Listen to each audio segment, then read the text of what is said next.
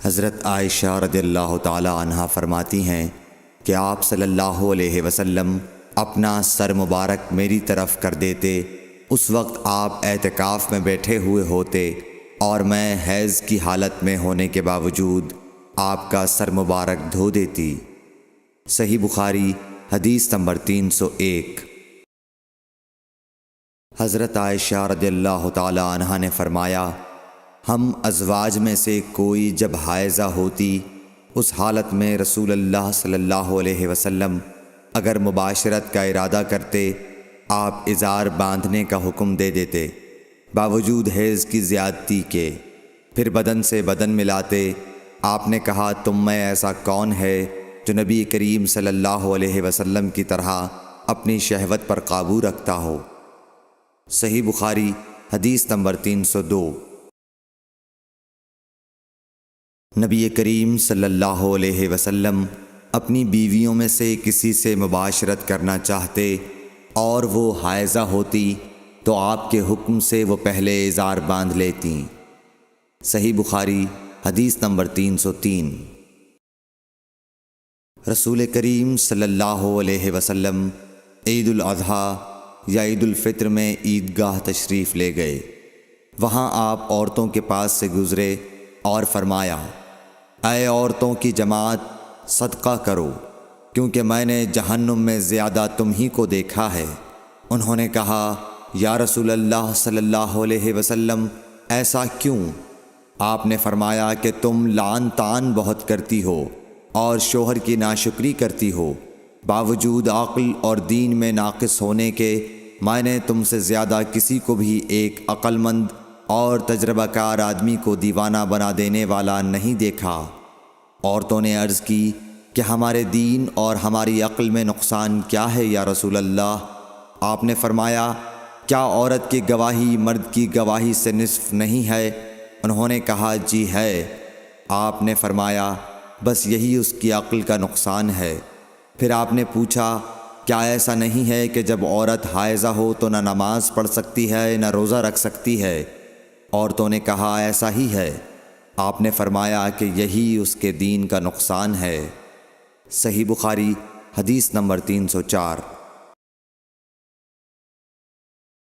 حضرت عائشہ رضی اللہ تعالی عنہا نے فرمایا کہ ہم رسول اللہ صلی اللہ علیہ وسلم کے ساتھ حج کے لیے اس طرح نکلے کہ ہماری زبانوں پر حج کے علاوہ اور کوئی ذکر ہی نہ تھا۔ جب ہم مقام صرف پہنچے تو مجھے حیض آ گیا۔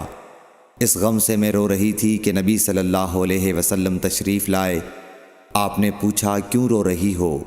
میں نے کہا، کاش میں اس سال حج کا ارادہ ہی نہ کرتی۔ آپ نے فرمایا، شاید تمہیں حیض آ گیا ہے۔ میں نے کہا، جی ہاں۔ آپ نے فرمایا، یہ چیز تو اللہ تعالیٰ نے آدم کی بیٹیوں کے لیے مقرر کر دی ہے، اس لیے تم جب تک پاک نہ ہو جاؤ طواف بیت اللہ کے علاوہ حاجیوں کی طرح تمام کام انجام دو۔ صحیح بخاری حدیث نمبر 305۔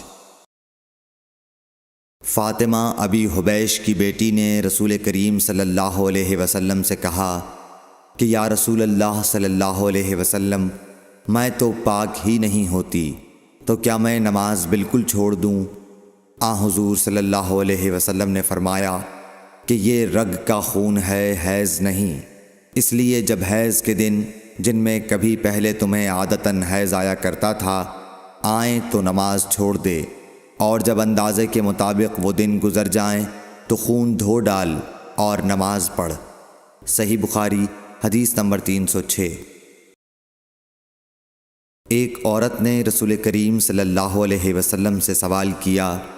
اس نے پوچھا کہ یا رسول اللہ، آپ ایک ایسی عورت کے متعلق کیا فرماتے ہیں جس کے کپڑے پر حیض کا خون لگ گیا ہو؟ تو رسول اللہ صلی اللہ علیہ وسلم نے فرمایا کہ اگر کسی عورت کے کپڑے پر حیض کا خون لگ جائے تو چاہیے کہ اسے رگڑ ڈالے، اس کے بعد اسے پانی سے دھوئے، پھر اس کپڑے میں نماز پڑھ لے۔ صحیح بخاری حدیث نمبر 307۔ حضرت عائشہ رضی اللہ تعالی عنہا نے فرمایا کہ ہمیں حیض آتا تو کپڑے کو پاک کرتے وقت ہم خون کو مل دیتے، پھر اس جگہ کو دھو لیتی، اور تمام کپڑے پر پانی بہا دیتیں اور اسے پہن کر نماز پڑھتیں۔ صحیح بخاری حدیث نمبر 308۔ نبی کریم صلی اللہ علیہ وسلم کے ساتھ آپ کی بعض ازواج نے اعتکاف کیا، حالانکہ وہ مستحاضہ تھیں اور انہیں خون آتا تھا، اس لیے خون کی وجہ سے تشت اکثر اپنے نیچے رکھ لیتیں۔ اور اکرمہ نے کہا کہ عائشہ رضی اللہ تعالی عنہا نے قسم کا پانی دیکھا تو فرمایا، یہ تو ایسا ہی معلوم ہوتا ہے جیسے فلاں صاحبہ کو استحاضہ کا خون آتا تھا۔ صحیح بخاری حدیث نمبر 309۔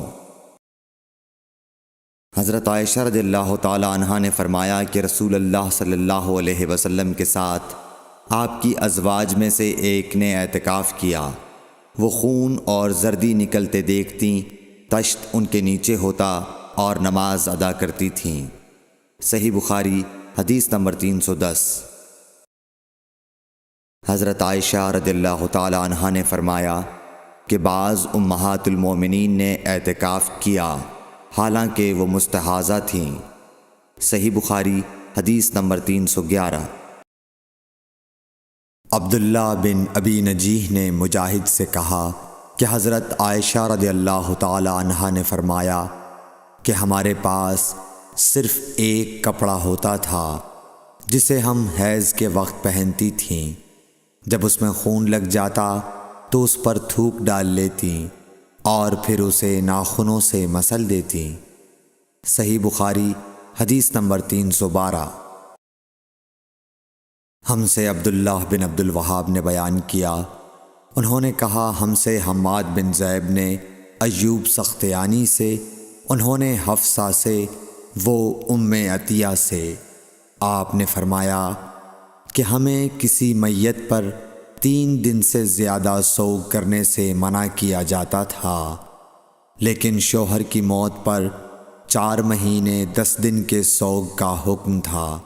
ان دنوں میں ہم نہ سرما لگاتی، نہ خوشبو، اور عصب یمن کی بنی ہوئی ایک چادر جو رنگین بھی ہوتی تھی کے علاوہ کوئی رنگین کپڑا ہم استعمال نہیں کرتی تھیں، اور ہمیں عدت کے دنوں میں حیض کے غسل کے بعد قصد اظفار استعمال کرنے کی اجازت تھی، اور ہمیں جنازے کے پیچھے چلنے سے منع کیا جاتا تھا۔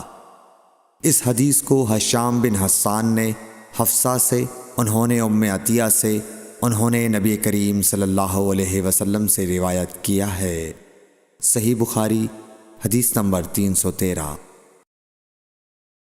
حضرت عائشہ رضی اللہ تعالی عنہا نے فرمایا کہ ایک انصاریہ عورت نے رسول اللہ صلی اللہ علیہ وسلم سے پوچھا کہ میں حیض کا غسل کیسے کروں؟ آپ نے فرمایا کہ مشک میں بسا ہوا کپڑا لے کر اس سے پاکی حاصل کر۔ اس نے پوچھا اس سے کس طرح پاکی حاصل کروں؟ آپ نے فرمایا اس سے پاکی حاصل کر۔ اس نے دوبارہ پوچھا کہ کس طرح؟ آپ نے فرمایا سبحان اللہ، پاکی حاصل کر۔ پھر میں نے اسے اپنی طرف کھینچ لیا اور کہا کہ اسے خون لگی ہوئی جگہوں پر پھیر لیا کر۔ صحیح بخاری حدیث نمبر 314۔ حضرت عائشہ رضی اللہ تعالی عنہا نے بیان کیا کہ انصاریہ عورت نے رسول اللہ صلی اللہ علیہ وسلم سے پوچھا کہ میں حیض کا غسل کیسے کروں؟ آپ نے فرمایا کہ ایک مشک میں بسا ہوا کپڑا لے اور پاکی حاصل کر۔ یہ آپ نے 3 دفعہ فرمایا۔ پھر آن حضور صلی اللہ علیہ وسلم شرمائے اور آپ نے اپنا چہرہ مبارک پھیر لیا، یا فرمایا کہ اس سے پاکی حاصل کر۔ پھر میں نے انہیں پکڑ کر کھینچ لیا اور نبی کریم صلی اللہ علیہ وسلم جو بات کہنا چاہتے تھے وہ میں نے اسے سمجھائی۔ صحیح بخاری حدیث نمبر 315۔ حضرت عائشہ رضی اللہ تعالی عنہا نے بتلایا کہ میں نے نبی کریم صلی اللہ علیہ وسلم کے ساتھ حجۃ الوداع کیا۔ میں تمتع کرنے والوں میں تھی اور ہدی یعنی قربانی کا جانور اپنے ساتھ نہیں لے گئی تھی۔ حضرت عائشہ رضی اللہ تعالیٰ عنہا نے اپنے متعلق بتایا کہ پھر وہ حائضہ ہو گئیں اور عرفہ کی رات آ گئی اور ابھی تک وہ پاک نہیں ہوئی تھیں، اس لیے انہوں نے رسول اللہ صلی اللہ علیہ وسلم سے کہا کہ حضور آج عرفہ کی رات ہے اور میں عمرے کی نیت کر چکی تھی۔ رسول اللہ صلی اللہ علیہ وسلم نے فرمایا کہ اپنے سر کو کھول ڈال اور کنگھا کر اور عمرے کو چھوڑ دے۔ میں نے ایسا ہی کیا، پھر میں نے حج پورا کر لیا اور لیلۃ الحصبہ میں عبد الرحمن بن ابو بکر کو حضور صلی اللہ علیہ وسلم نے حکم دیا وہ مجھے اس عمرے کے بدلے میں جس کی نیت میں نے کی تھی تنعیم سے دوسرا عمرہ کرا لائے۔ صحیح بخاری حدیث نمبر 316۔ حضرت عائشہ رضی اللہ تعالی عنہا نے فرمایا ہم ذی الحجہ کا چاند دیکھتے ہی نکلے۔ رسول کریم صلی اللہ علیہ وسلم نے فرمایا کہ جس کا دل چاہے تو اسے عمرے کا احرام باندھ لینا چاہیے، کیونکہ اگر میں ہدی ساتھ نہ لاتا تو میں بھی عمرے کا احرام باندھتا۔ اس پر بعض صحابہ نے عمرے کا احرام باندھا اور بعض نے حج کا۔ میں بھی ان لوگوں میں سے تھی جنہوں نے عمرے کا احرام باندھا تھا، مگر عرفہ کا دن آ گیا اور میں حیض کی حالت میں تھی۔ میں نے نبی کریم صلی اللہ علیہ وسلم سے اس کے متعلق شکایت کی تو آپ نے فرمایا کہ عمرہ چھوڑ اور اپنا سر کھول اور کنگھا کر اور حج کا احرام باندھ لے۔ میں نے ایسا ہی کیا، یہاں تک کہ جب حصبہ کی رات آئی تو رسول اللہ صلی اللہ علیہ وسلم نے میرے ساتھ میرے بھائی عبد الرحمن بن ابی بکر کو بھیجا۔ میں تنعیم گئی اور وہاں سے اپنے عمرے کے بدلے دوسرے عمرے کا احرام باندھا۔ حشام نے کہا کہ ان میں سے کسی بات کی وجہ سے بھی نہ ہدی واجب ہوئی اور نہ روزہ اور نہ صدقہ۔ تنعیم حد حرم سے قریب 3 میل دور ایک مقام کا نام ہے۔ صحیح بخاری حدیث نمبر 317۔ حضرت انس بن مالک رضی اللہ تعالیٰ عنہ سے روایت ہے نبی کریم صلی اللہ علیہ وسلم نے فرمایا کہ رحم مادر میں اللہ تعالیٰ نے ایک فرشتہ مقرر کیا ہے، وہ کہتا ہے اے رب اب یہ نطفہ ہے، اے رب اب یہ علقہ ہو گیا ہے، اے رب اب یہ مضغہ ہو گیا ہے۔ پھر جب خدا چاہتا ہے کہ اس کی خلقت پوری کرے تو کہتا ہے کہ مذکر یا مؤنث، بدبخت یا نیک بخت، روزی کتنی مقدر ہے اور عمر کتنی۔ پس ماں کے پیٹ ہی میں یہ تمام باتیں فرشتہ لکھ دیتا ہے۔ صحیح بخاری حدیث نمبر 318۔ حضرت عائشہ رضی اللہ تعالی عنہا فرماتی ہیں کہ ہم نبی کریم صلی اللہ علیہ وسلم کے ساتھ حجۃ الوداع کے سفر میں نکلے۔ ہم میں سے بعض نے عمرے کا احرام باندھا اور بعض نے حج کا۔ پھر ہم مکہ آئے اور حضرت صلی اللہ علیہ وسلم نے فرمایا کہ جس نے عمرے کا احرام باندھا ہو اور ہدی ساتھ نہ لایا ہو تو وہ حلال ہو جائے، اور جس نے عمرے کا احرام باندھا ہو اور وہ ہدی بھی ساتھ لایا ہو تو وہ ہدی کی قربانی سے پہلے حلال نہ ہوگا، اور جس نے حج کا احرام باندھا ہو تو اسے حج پورا کرنا چاہیے۔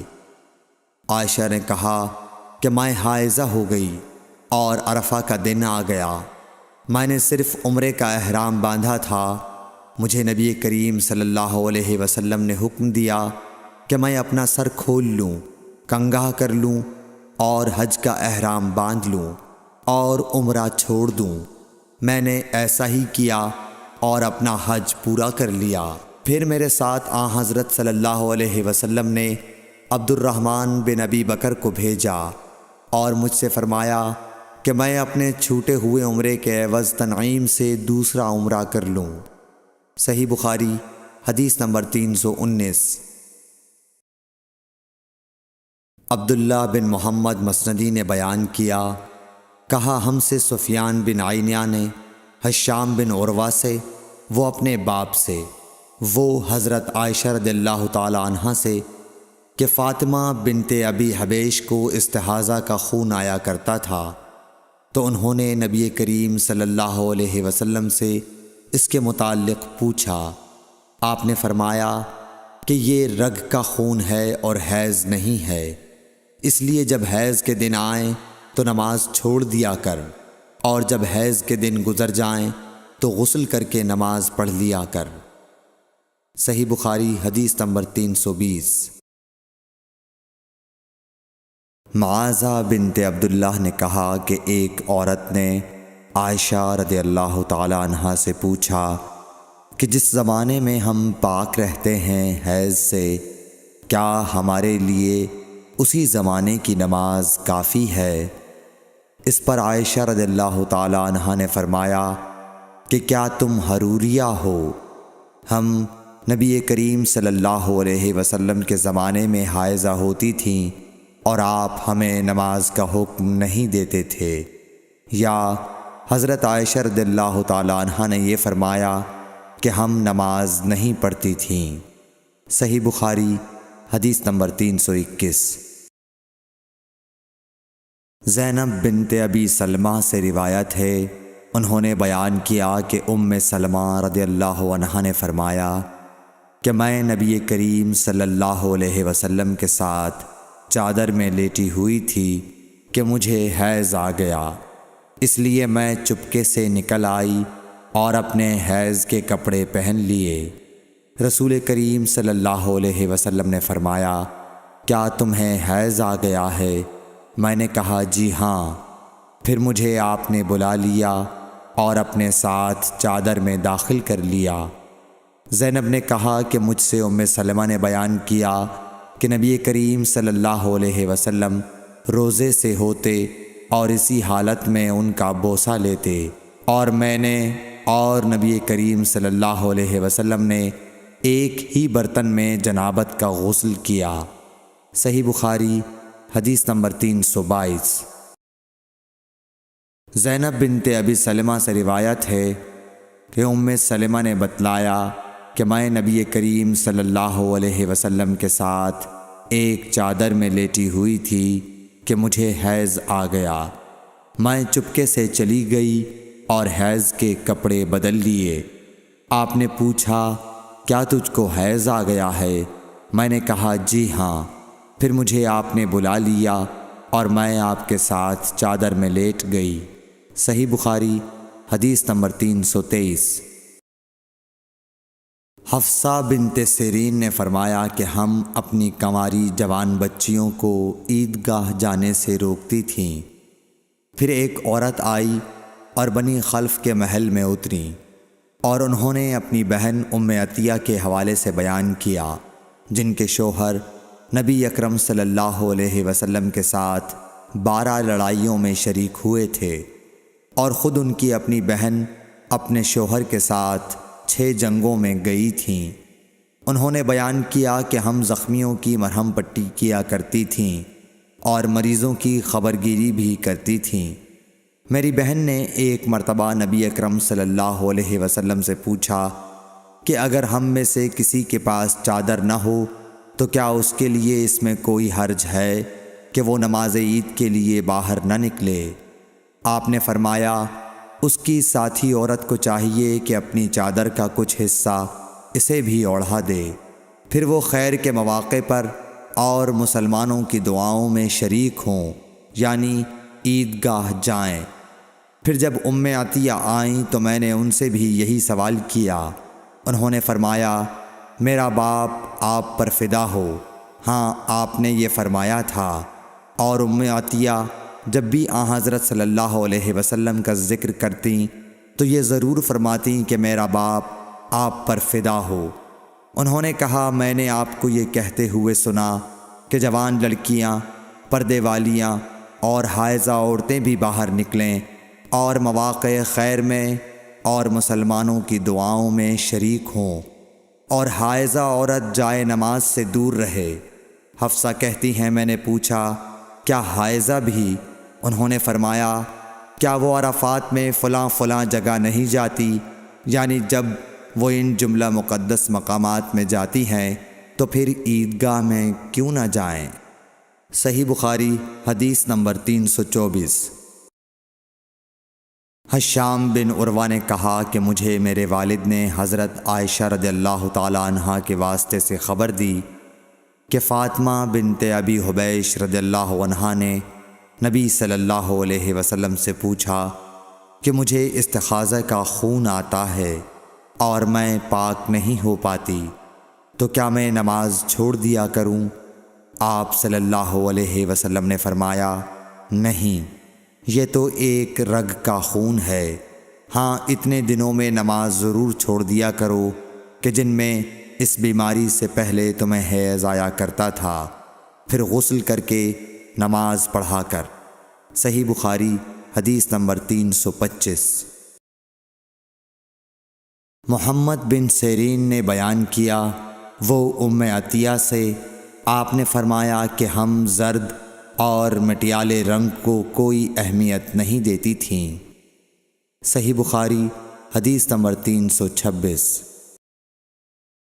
حضرت عائشہ رضی اللہ تعالی عنہا سے، جو حضرت صلی اللہ علیہ وسلم کی بیوی ہیں، روایت ہے کہ ام حبیبہ 7 سال تک مستحاضہ رہیں۔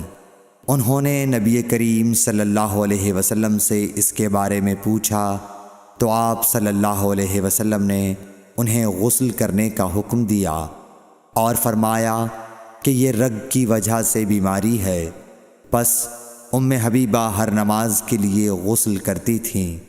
صحیح بخاری حدیث نمبر 327۔ حضرت عائشہ رضی اللہ تعالیٰ عنہا سے روایت ہے کہ انہوں نے رسول کریم صلی اللہ علیہ وسلم سے کہا کہ حضور صفیہ بنت حی کو حج میں حیض آ گیا۔ رسول اللہ صلی اللہ علیہ وسلم نے فرمایا، شاید کہ وہ ہمیں روکیں گی، کیا انہوں نے تمہارے ساتھ طواف زیارت نہیں کیا؟ عورتوں نے جواب دیا کہ کر لیا ہے۔ آپ نے اس پر فرمایا کہ پھر نکلو۔ صحیح بخاری حدیث نمبر 328۔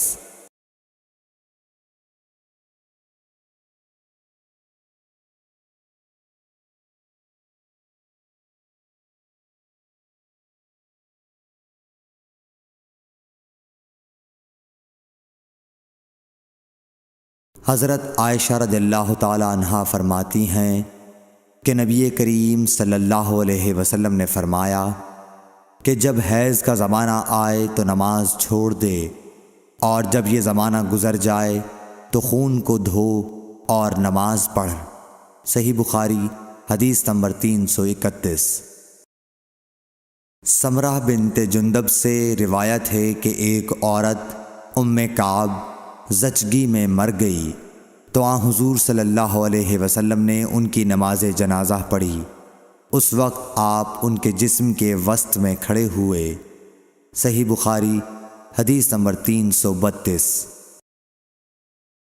عبداللہ بن شداد نے کہا کہ میں نے اپنی خالہ میمونہ رضی اللہ تعالی عنہا سے، جو نبی کریم صلی اللہ علیہ وسلم کی زوجہ مطہرہ تھیں، سنا کہ میں حائضہ ہوتی تو نماز نہیں پڑھتی تھی، اور یہ کہ آپ رسول اللہ صلی اللہ علیہ وسلم کے گھر میں نماز پڑھنے کی جگہ کے قریب لیٹی ہوتی تھیں، اور یہ کہ آپ رسول اللہ صلی اللہ علیہ وسلم کے گھر میں نماز پڑھنے کی جگہ کے قریب لیٹی ہوتی تھیں۔ آپ نماز اپنی چٹائی پر پڑھتے، جب آپ سجدہ کرتے تو آپ کے کپڑے کا کوئی حصہ مجھ سے لگ جاتا تھا۔ صحیح بخاری حدیث نمبر 333۔ حضرت عائشہ رضی اللہ تعالی عنہا نے بتلایا کہ ہم رسول اللہ صلی اللہ علیہ وسلم کے ساتھ بعض سفر غزوہ بنو المصطلق میں تھے۔ جب ہم مقام بیدا یا ذات الجیش پر پہنچے تو میرا ایک ہار کھو گیا۔ رسول اللہ صلی اللہ علیہ وسلم اس کی تلاش میں وہیں ٹھہر گئے، اور لوگ بھی آپ کے ساتھ ٹھہر گئے، لیکن وہاں پانی کہیں قریب میں نہ تھا۔ لوگ حضرت ابو بکر صدیق رضی اللہ تعالیٰ عنہ کے پاس آئے اور کہا، حضرت عائشہ رضی اللہ تعالیٰ عنہ نے کیا کام کیا کہ رسول اللہ صلی اللہ علیہ وسلم اور تمام لوگوں کو ٹھہرا دیا ہے، اور پانی بھی کہیں قریب میں نہیں ہے اور نہ لوگوں ہی کے ساتھ ہے۔ پھر ابو بکر صدیق رضی اللہ تعالیٰ عنہ تشریف لائے۔ رسول اللہ صلی اللہ علیہ وسلم اپنا سر مبارک میری ران پر رکھے ہوئے سو رہے تھے۔ فرمانے لگے کہ تم نے رسول اللہ صلی اللہ علیہ وسلم اور تمام لوگوں کو روک لیا، حالانکہ قریب میں کہیں پانی بھی نہیں ہے اور نہ لوگوں کے پاس ہے۔ حضرت عائشہ رضی اللہ تعالیٰ عنہ کہتی ہیں کہ والد ماجد رضی اللہ تعالیٰ عنہ مجھ پر خفا ہوئے، اور اللہ نے جو چاہا انہوں نے مجھے کہا، اور اپنے ہاتھ سے میری کوکھ میں کچوکے لگائے۔ رسول اللہ صلی اللہ علیہ وسلم کا سر مبارک میری ران پر تھا، اس وجہ سے میں حرکت بھی نہیں کر سکتی تھی۔ رسول اللہ صلی اللہ علیہ وسلم جب صبح کے وقت اٹھے تو پانی کا پتہ تک نہ تھا۔ پس اللہ تعالیٰ نے تیمم کی آیت اتاری اور لوگوں نے تیمم کیا۔ اس پر اسید بن حضیر رضی اللہ تعالیٰ عنہ نے کہا کہ اے آل ابی بکر، یہ تمہاری کوئی پہلی برکت نہیں ہے۔ عائشہ رضی اللہ تعالیٰ عنہ نے فرمایا، پھر ہم نے اس اونٹ کو ہٹایا جس پر میں سوار تھی، تو ہار اسی کے نیچے مل گیا۔ صحیح بخاری حدیث نمبر 334۔ جابر بن عبداللہ نے خبر دی کہ نبی صلی اللہ علیہ وسلم نے فرمایا، مجھے 5 چیزیں ایسی دی گئی ہیں جو مجھ سے پہلے کسی کو نہیں دی گئی تھیں۔ 1 مہینہ کی مسافت سے رعب کے ذریعے میری مدد کی گئی ہے، اور تمام زمین میرے لیے سجدہ گاہ اور پاکی کے لائق بنائی گئی۔ پس میری امت کا جو انسان نماز کے وقت کو جہاں بھی پالے اسے وہاں ہی نماز ادا کر لینی چاہیے، اور میرے لیے غنیمت کا مال حلال کیا گیا ہے، مجھ سے پہلے یہ کسی کے لیے بھی حلال نہ تھا، اور مجھے شفاعت عطا کی گئی، اور تمام انبیاء اپنی اپنی قوم کے لیے مبعوث ہوتے تھے، لیکن میں تمام انسانوں کے لیے عام طور پر نبی بنا کر بھیجا گیا ہوں۔ صحیح بخاری حدیث نمبر 335۔ حشام بن عروہ نے اپنے والد سے روایت کیا، وہ حضرت عائشہ رضی اللہ تعالیٰ عنہ سے، کہ انہوں نے حضرت اسماء سے ہار مانگ کر پہن لیا تھا، وہ گم ہو گیا۔ رسول اللہ صلی اللہ علیہ وسلم نے ایک آدمی کو اس کی تلاش کے لیے بھیجا، جسے وہ مل گیا۔ پھر نماز کا وقت آ پہنچا، اور لوگوں کے پاس جو ہار کی تلاش میں گئے تھے پانی نہیں تھا۔ لوگوں نے نماز پڑھ لی اور رسول اللہ صلی اللہ علیہ وسلم سے اس کے متعلق شکایت کی۔ پس خداوند تعالیٰ نے تیمم کی آیت اتاری، جسے سن کر اسید بن حضیر نے حضرت عائشہ رضی اللہ تعالیٰ عنہ سے کہا، آپ کو اللہ بہترین بدلہ دے، واللہ جب بھی آپ کے ساتھ کوئی ایسی بات پیش آئی جس سے آپ کو تکلیف ہوئی تو اللہ تعالیٰ نے آپ کے لیے اور تمام مسلمانوں کے لیے اس میں خیر پیدا فرما دی۔ صحیح بخاری حدیث نمبر 336۔ ابن عباس رضی اللہ تعالیٰ عنہ کے غلام عمیر بن عبداللہ نے کہا کہ میں اور عبداللہ بن یسار، جو کہ حضرت میمونہ رضی اللہ تعالیٰ عنہ زوجہ نبی کریم صلی اللہ علیہ وسلم کے غلام تھے، ابو جہیم بن حارث بن سما انصاری صحابی کے پاس آئے۔ انہوں نے بیان کیا کہ نبی کریم صلی اللہ علیہ وسلم بار جمل کی طرف سے تشریف لا رہے تھے۔ راستے میں ایک شخص نے آپ کو سلام کیا، یعنی خود اسی ابو جہیم نے، لیکن آپ نے جواب نہیں دیا۔ پھر آپ دیوار کے قریب آئے اور اپنے چہرے اور ہاتھوں کا مسح کیا، پھر ان کے سلام کا جواب دیا۔ صحیح بخاری حدیث نمبر 337۔ ایک شخص عمر بن خطاب کے پاس آیا اور عرض کی کہ مجھے غسل کی حاجت ہو گئی۔ اور پانی نہیں ملا تو میں اب کیا کروں؟ اس پر عمار بن یاسر رضی اللہ تعالیٰ عنہ نے حضرت عمر بن خطاب رضی اللہ تعالیٰ عنہ سے کہا، کیا آپ کو یاد نہیں جب میں اور آپ سفر میں تھے ہم دونوں جنبی ہو گئے؟ آپ نے تو نماز نہیں پڑھی لیکن میں نے زمین پر لوٹ پوٹ لیا اور نماز پڑھ لی۔ پھر میں نے نبی کریم صلی اللہ علیہ وسلم سے اس کا ذکر کیا تو آپ نے فرمایا کہ تجھے بس اتنا ہی کافی تھا، اور آپ نے اپنے دونوں ہاتھ زمین پر مارے، پھر انہیں پھونکا اور دونوں سے چہرے اور پونچھوں کا مسح کیا۔ صحیح بخاری حدیث نمبر 338۔ عمار بن یاسر نے یہ واقعہ بیان کیا جو پہلے گزر چکا، اور شعبہ نے اپنے ہاتھوں کو زمین پر مارا، پھر انہیں اپنے منہ کے قریب کر لیا اور پھونکا، پھر ان سے اپنے چہرے اور پونچھوں کا مسح کیا۔ اور نضر بن شمیل نے بیان کیا کہ مجھے شعبہ نے خبر دی حکم سے کہ میں نے زر بن عبداللہ سے سنا، وہ سعید بن عبد الرحمن بن ابزہ کے حوالے سے حدیث روایت کرتے تھے۔ حکم نے کہا کہ میں نے یہ حدیث ابن عبد الرحمن بن ابزہ سے سنی، وہ اپنے والد کے حوالے سے بیان کرتے تھے کہ عمار نے کہا جو پہلے مذکور ہوا۔ صحیح بخاری حدیث نمبر 339۔ ابن عبد الرحمن بن ابزہ سے روایت ہے وہ اپنے والد سے کہ وہ حضرت عمر رضی اللہ تعالیٰ عنہ کی خدمت میں حاضر تھے، اور حضرت عمار رضی اللہ تعالیٰ عنہ نے ان سے کہا کہ ہم ایک لشکر میں گئے ہوئے تھے، پس ہم دونوں جنبی ہو گئے، اور اس میں ہے کہ بجائے نفخہ فیہما کے انہوں نے تفل فیہما کہا۔ صحیح بخاری حدیث نمبر 340۔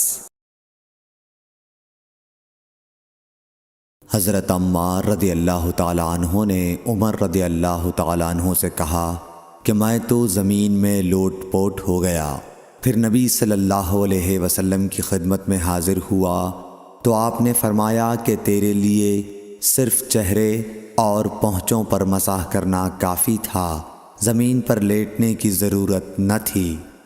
صحیح بخاری حدیث نمبر 341۔ عبد الرحمن بن ابزہ نے کہا کہ میں حضرت عمر رضی اللہ تعالیٰ عنہ کی خدمت میں موجود تھا کہ عمار رضی اللہ تعالیٰ عنہ نے ان سے کہا، پھر انہوں نے پوری حدیث بیان کی۔ صحیح بخاری حدیث نمبر 342۔ عبد الرحمن بن ابزہ نے اپنے والد سے حضرت عمار رضی اللہ تعالیٰ عنہ نے بیان کیا، پس نبی کریم صلی اللہ علیہ وسلم نے اپنے ہاتھوں کو زمین پر مارا اور اس سے اپنے چہرے اور پونچھوں کا مسح کیا۔ صحیح بخاری حدیث نمبر 343۔ ابو رجا نے عمران کے حوالے سے کہا کہ ہم نبی کریم صلی اللہ علیہ وسلم کے ساتھ ایک سفر میں تھے کہ ہم رات بھر چلتے رہے، اور جب رات کا آخری حصہ آیا تو ہم نے پڑاؤ ڈالا، اور مسافر کے لیے اس وقت کے پڑاؤ سے زیادہ مرغوب اور کوئی چیز نہیں ہوتی۔ پھر ہم اس طرح غافل ہو کر سو گئے کہ ہمیں سورج کی گرمی کے سوا کوئی چیز بیدار نہ کر سکی۔ سب سے پہلے بیدار ہونے والا شخص فلاں تھا، پھر فلاں، پھر فلاں۔ ابو رجا نے سب کے نام لیے لیکن اوف کو یہ نام یاد نہیں رہے۔ پھر چوتھے نمبر پر جاگنے والے حضرت عمر بن خطاب رضی اللہ تعالیٰ عنہ تھے، اور جب نبی کریم صلی اللہ علیہ وسلم آرام فرماتے تو ہم آپ کو جگاتے نہیں تھے یہاں تک کہ آپ خود بخود بیدار ہوں، کیونکہ ہمیں کچھ معلوم نہیں ہوتا کہ آپ پر خواب میں کیا تازہ وحی آتی ہے۔ جب حضرت عمر جاگ گئے اور یہ آمدہ آفت دیکھی، اور وہ ایک نڈر دل والے آدمی تھے، پس زور زور سے تکبیر کہنے لگے۔ اسی طرح بآواز بلند آپ اس وقت تک تکبیر کہتے رہے جب تک کہ نبی کریم صلی اللہ علیہ وسلم ان کی آواز سے بیدار نہ ہو گئے۔ تو لوگوں نے پیش آمدہ آفت مصیبت کے متعلق آپ صلی اللہ علیہ وسلم سے شکایت کی۔ اس پر آپ نے فرمایا کہ کوئی حرج نہیں، سفر شروع کرو۔ پھر آپ تھوڑی دور چلے، اس کے بعد آپ ٹھہر گئے اور وضو کا پانی طلب فرمایا اور وضو کیا اور اذان کہی گئی۔ پھر آپ نے لوگوں کے ساتھ نماز پڑھی۔ جب آپ نماز پڑھانے سے فارغ ہوئے تو ایک شخص پر آپ کی نظر پڑی جو الگ کنارے پر کھڑا ہوا تھا اور اس نے لوگوں کے ساتھ نماز نہیں پڑھی تھی۔ آپ نے اس سے فرمایا کہ اے فلاں، تمہیں لوگوں کے ساتھ نماز میں شریک ہونے سے کون سی چیز نے روکا؟ اس نے جواب دیا کہ مجھے غسل کی حاجت ہو گئی اور پانی موجود نہیں ہے۔ آپ نے فرمایا کہ پاک مٹی سے کام نکال لو، یہی تجھ کو کافی ہے۔ پھر نبی کریم صلی اللہ علیہ وسلم نے سفر شروع کیا تو لوگوں نے پیاس کی شکایت کی۔ آپ پھر ٹھہر گئے اور فلاں یعنی عمران بن حسین رضی اللہ تعالی عنہ کو بلایا۔ ابو رجا نے ان کا نام لیا تھا لیکن اوف کو یاد نہیں رہا، اور حضرت علی کو بھی طلب فرمایا۔ ان دونوں سے آپ نے فرمایا کہ جاؤ پانی تلاش کرو۔ یہ دونوں نکلے۔ راستے میں ایک عورت ملی جو پانی کی 2 پکھالیں اپنے اونٹ پر لٹکائے ہوئے بیچ میں سوار ہو کر جا رہی تھی۔ انہوں نے اس سے پوچھا کہ پانی کہاں ملتا ہے؟ تو اس نے جواب دیا کہ کل اسی وقت میں پانی پر موجود تھی، یعنی پانی اتنی دور ہے کہ کل میں اسی وقت وہاں سے پانی لے کر چلی تھی، آج یہاں پہنچی ہوں، اور ہمارے قبیلے کے مرد لوگ پیچھے رہ گئے ہیں۔ انہوں نے اس سے کہا اچھا ہمارے ساتھ چلو۔ اس نے پوچھا کہاں چلوں؟ انہوں نے کہا رسول اللہ صلی اللہ علیہ وسلم کی خدمت میں۔ اس نے کہا اچھا وہی جن کو لوگ صابی کہتے ہیں؟ انہوں نے کہا یہ وہی ہیں جسے تم کہہ رہی ہو۔ اچھا اب چلو۔ آخر یہ دونوں حضرات اس عورت کو حضرت صلی اللہ علیہ وسلم کی خدمت مبارک میں لائے اور سارا واقعہ بیان کیا۔ عمران نے کہا کہ لوگوں نے اسے اونٹ سے اتار لیا۔ پھر نبی کریم صلی اللہ علیہ وسلم نے ایک برتن طلب فرمایا اور دونوں پکھالوں یا مشکیزوں کے منہ اس برتن میں کھول دیے، پھر ان کا اوپر کا منہ بند کر دیا، اس کے بعد نیچے کا منہ کھول دیا، اور تمام لشکریوں میں منادی کر دی گئی کہ خود بھی سیر ہو کر پانی پئیں اور اپنے تمام جانوروں وغیرہ کو بھی پلا لیں۔ پس جس نے چاہا پانی پیا اور پلایا، اور سب سیر ہو گئے۔ آخر میں اس شخص کو بھی ایک برتن میں پانی دیا جسے غسل کی ضرورت تھی۔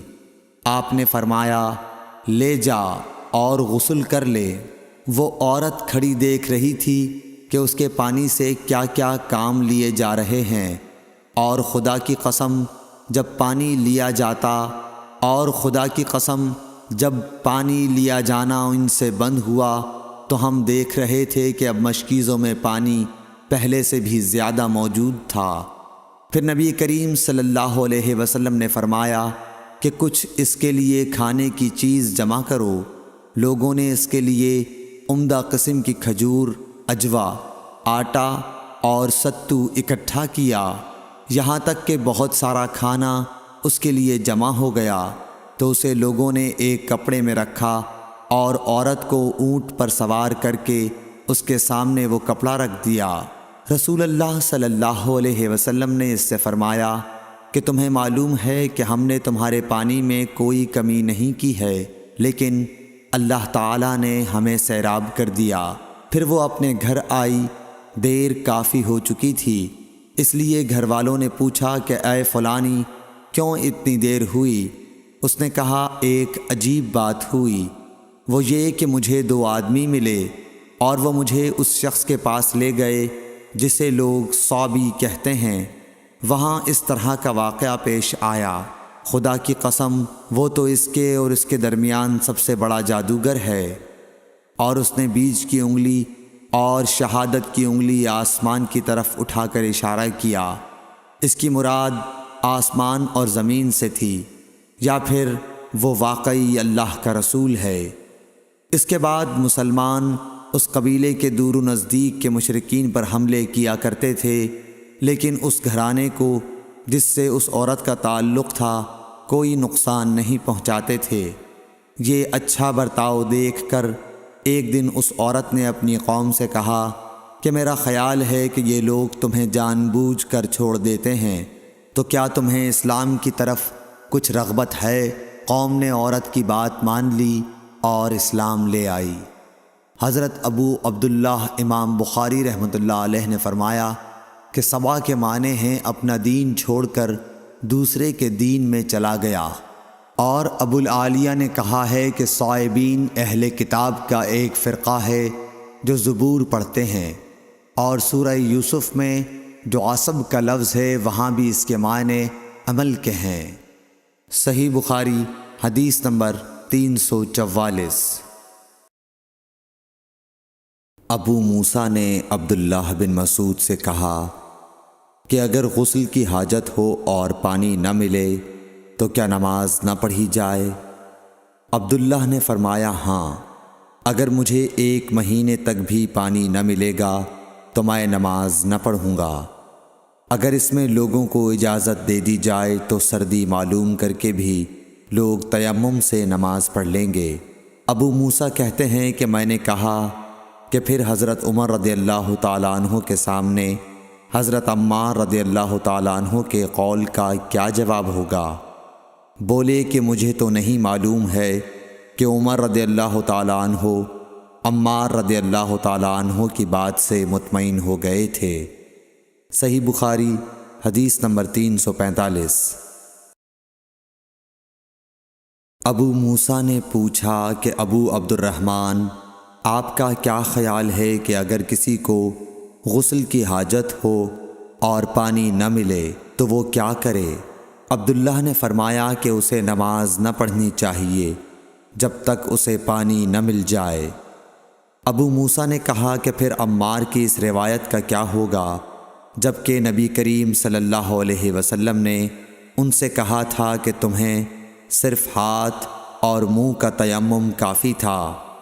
ابن مسعود نے فرمایا کہ تم عمر کو نہیں دیکھتے کہ وہ عمار کی اس بات پر مطمئن نہیں ہوئے تھے۔ پھر ابو موسیٰ نے کہا کہ اچھا عمار کی بات کو چھوڑو، لیکن اس آیت کا کیا جواب دو گے جس میں جنابت میں تیمم کرنے کی واضح اجازت موجود ہے؟ عبداللہ بن مسعود اس کا کوئی جواب نہ دے سکے، صرف یہ کہا کہ اگر ہم اس کی بھی لوگوں کو اجازت دے دیں تو ان کا حال یہ ہو جائے گا کہ اگر کسی کو پانی ٹھنڈا معلوم ہوا تو اسے چھوڑ دیا کرے گا اور تیمم کر لیا کرے گا۔ اعمش کہتے ہیں کہ میں نے شفیق سے کہا کہ گویا عبداللہ نے اس وجہ سے یہ صورت ناپسند کی تھی، تو انہوں نے جواب دیا کہ ہاں۔ صحیح بخاری حدیث نمبر 346۔ حضرت ابو موسیٰ رضی اللہ تعالی عنہ نے حضرت عبداللہ بن مسعود سے کہا کہ اگر ایک شخص کو غسل کی حاجت ہو اور مہینہ بھر پانی نہ پائے تو کیا وہ تیمم کر کے نماز نہ پڑھے؟ شفیق کہتے ہیں کہ حضرت عبداللہ بن مسعود نے جواب دیا کہ وہ تیمم نہ کرے اگرچہ وہ 1 مہینے تک پانی نہ پائے اور نماز موقوف رکھے۔ ابو موسیٰ نے اس پر کہا کہ پھر سورہ مائدہ کی اس آیت کا کیا مطلب ہوگا؟ اگر تم پانی نہ پاؤ تو پاک مٹی پر تیمم کر لو۔ حضرت عبداللہ بن مسعود بولے کہ اگر لوگوں کو اس کی اجازت دے دی جائے تو جلد ہی یہ حال ہو جائے گا کہ جب ان کو پانی ٹھنڈا معلوم ہوگا تو وہ مٹی سے تیمم ہی کر لیں گے۔ اعمش نے کہا میں نے شفیق سے کہا تو تم نے جنبی کے لیے تیمم اس لیے برا جانا؟ انہوں نے کہا ہاں۔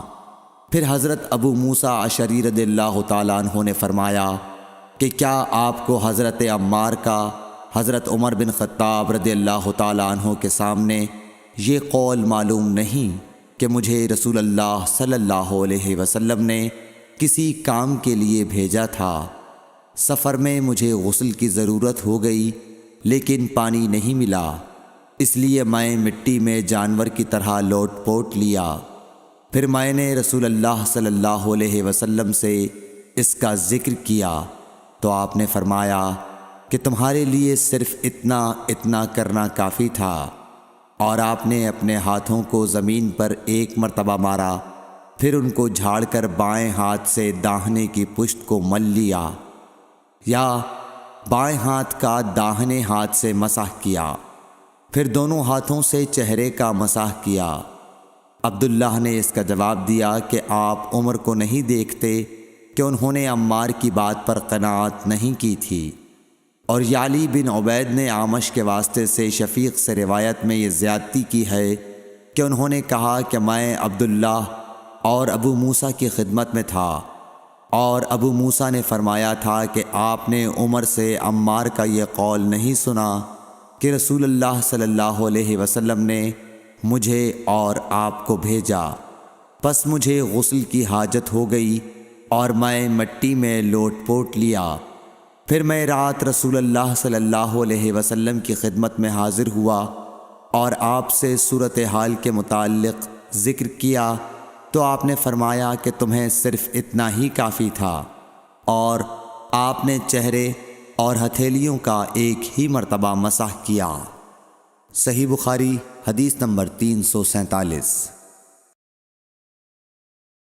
عمران بن حسین خزائی سے روایت ہے کہ رسول اللہ صلی اللہ علیہ وسلم نے ایک آدمی کو دیکھا کہ الگ کھڑا ہوا ہے اور لوگوں کے ساتھ نماز میں شریک نہیں ہو رہا ہے۔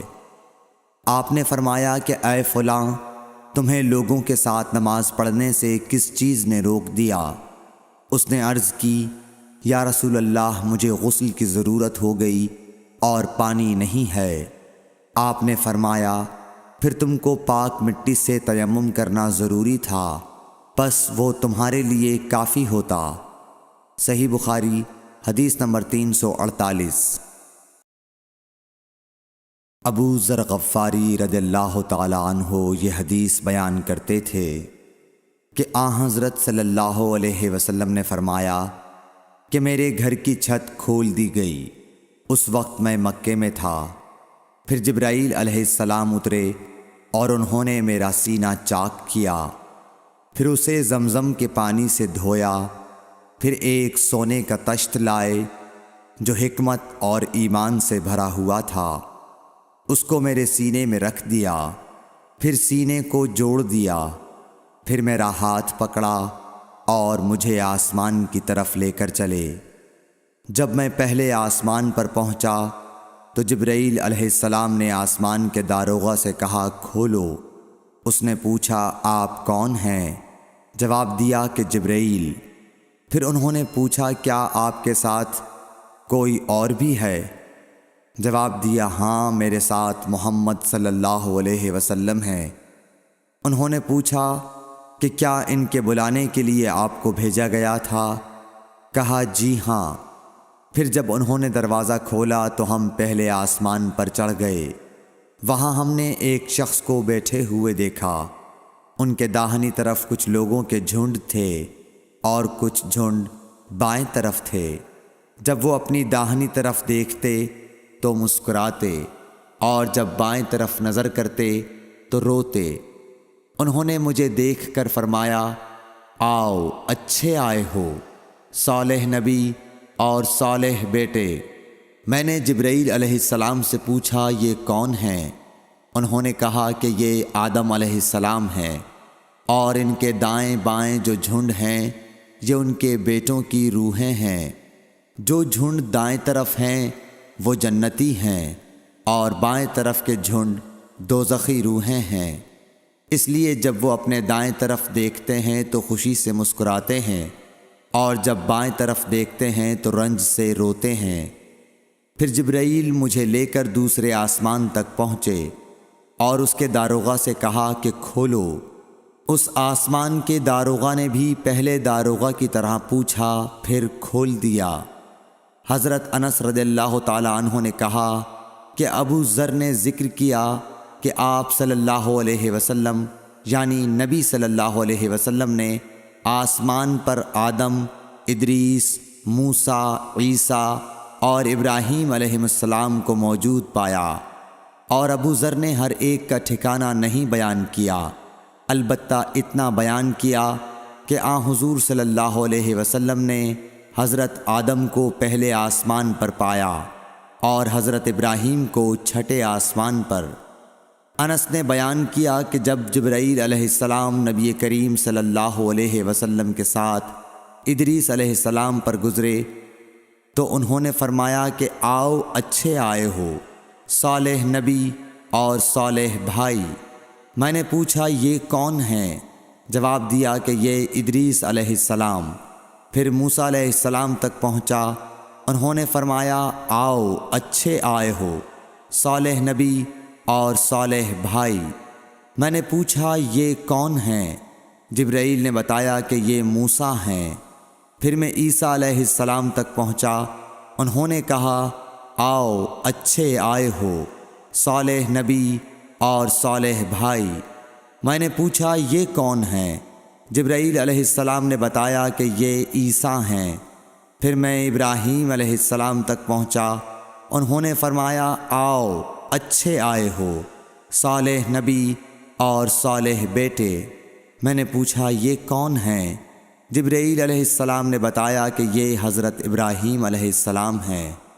ابن شہاب نے کہا کہ مجھے ابو بکر بن حزم نے خبر دی کہ عبداللہ بن عباس اور ابو حبا الانصاری رضی اللہ عنہم کہا کرتے تھے کہ نبی کریم صلی اللہ علیہ وسلم نے فرمایا، پھر مجھے جبرائیل لے کر چڑھے۔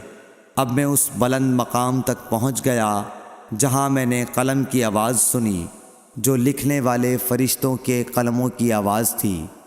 ابن حزم نے اپنے شیخ سے اور انس بن مالک نے ابو ذر سے نقل کیا کہ نبی کریم صلی اللہ علیہ وسلم نے فرمایا، پس اللہ تعالیٰ نے میری امت پر 50 وقت کی نمازیں فرض کیں۔ میں یہ حکم لے کر واپس لوٹا۔ جب موسیٰ علیہ السلام تک پہنچا تو انہوں نے پوچھا کہ آپ کی امت پر اللہ نے کیا فرض کیا ہے؟ میں نے کہا کہ 50 وقت کی نمازیں فرض کی ہیں۔ انہوں نے فرمایا آپ واپس اپنے رب کی بارگاہ میں جائیے، کیونکہ آپ کی امت اتنی نمازوں کو ادا کرنے کی طاقت نہیں رکھتی ہے۔ میں واپس بارگاہ رب العزت میں گیا تو اللہ نے اس میں سے ایک حصہ کم کر دیا۔ پھر موسیٰ علیہ السلام کے پاس آیا اور کہا کہ ایک حصہ کم کر دیا گیا ہے۔ انہوں نے کہا کہ دوبارہ جائیے، کیونکہ آپ کی امت میں اس کی برداشت کی بھی طاقت نہیں ہے۔ پھر میں بارگاہ رب العزت میں حاضر ہوا، پھر ایک حصہ کم ہوا۔ جب موسیٰ کے پاس پہنچا تو انہوں نے فرمایا کہ اپنے رب کی بارگاہ میں پھر جائیے، کیونکہ آپ کی امت اس کو بھی برداشت نہ کر سکے گی۔ پھر میں بار بار آیا گیا، پس اللہ تعالیٰ نے فرمایا کہ یہ نمازیں عمل میں 5 ہیں اور ثواب میں 50 کے برابر ہیں، میری بات بدلی نہیں جاتی۔ اب میں موسیٰ کے پاس آیا تو انہوں نے پھر کہا کہ اپنے رب کے پاس جاؤ، لیکن میں نے کہا کہ مجھے اپنے رب سے شرم آتی ہے۔ پھر جبرائیل مجھے سدرۃ المنتہا تک لے گئے، جسے کئی طرح کے رنگوں نے ڈھانک رکھا تھا، جن کے متعلق مجھے معلوم نہیں ہوا کہ وہ کیا ہیں۔ اب کے بعد مجھے جنت میں لے جایا گیا۔ میں نے دیکھا کہ اس میں موتیوں کے ہار ہیں اور اس کی مٹی مشک کی ہے۔ صحیح بخاری حدیث نمبر 349۔ حضرت عائشہ صدیقہ رضی اللہ تعالیٰ عنہ نے فرمایا کہ اللہ تعالیٰ نے پہلے نماز میں 2 رکعت فرض کی تھی، سفر میں بھی اور اقامت کی حالت میں بھی۔ پھر سفر کی نماز تو اپنی اصلی حالت پر باقی رکھی گئی اور حالت اقامت کی نمازوں میں زیادتی کر دی گئی۔ صحیح بخاری حدیث نمبر 350۔